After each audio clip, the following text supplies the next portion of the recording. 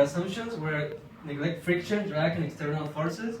The live video was dangerous to record because we could possibly cause an accident, and we calculated that efficiency will be greater than real efficiency.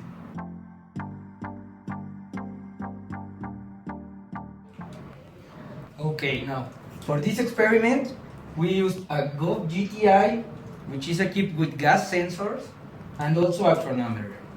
We first allowed the car to reach a steady temperature, so it could operate in the best possible way. Then we set the speed control to 10 kilometers per hour to neglect friction. Then, when we reached 10 kilometers per hour, we started the chronometer and accelerated the car until we reached 100 kilometers per hour and the chrono was stopped. Then simultaneously, we checked for the gas consumption and also the distance given by the car.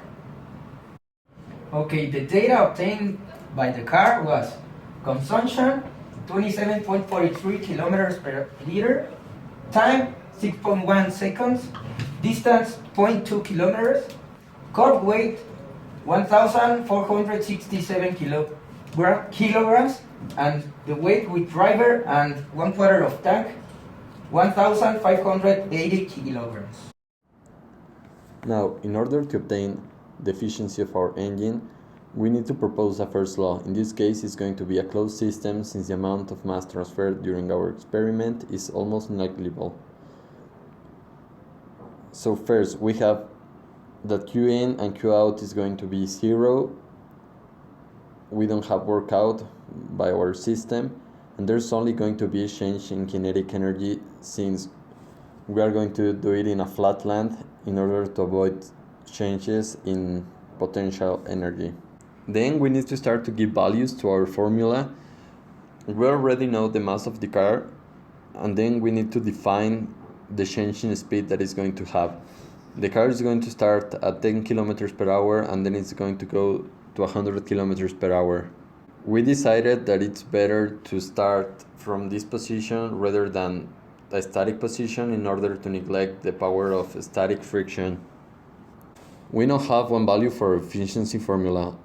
For the second value, we're going to get it from the amount of energy that was given by the gas that the car burned during this process. We know that premium quality gas gives us about 34 and 800 kilojoules per liter, and that the car used about 0.06 liters of gas in this process. So this value times the calorific value of gas gives us that the work that effectively was done by the burning of gas was 2,115 kilojoules. In the end, our experiment's efficiency is the following: 28.52%. A conventional gas engine has a 15 to 20% efficiency, so our most important assumption comes true. We are being more efficient. Nowadays, gas engines have an efficiency of about 15 to 25%.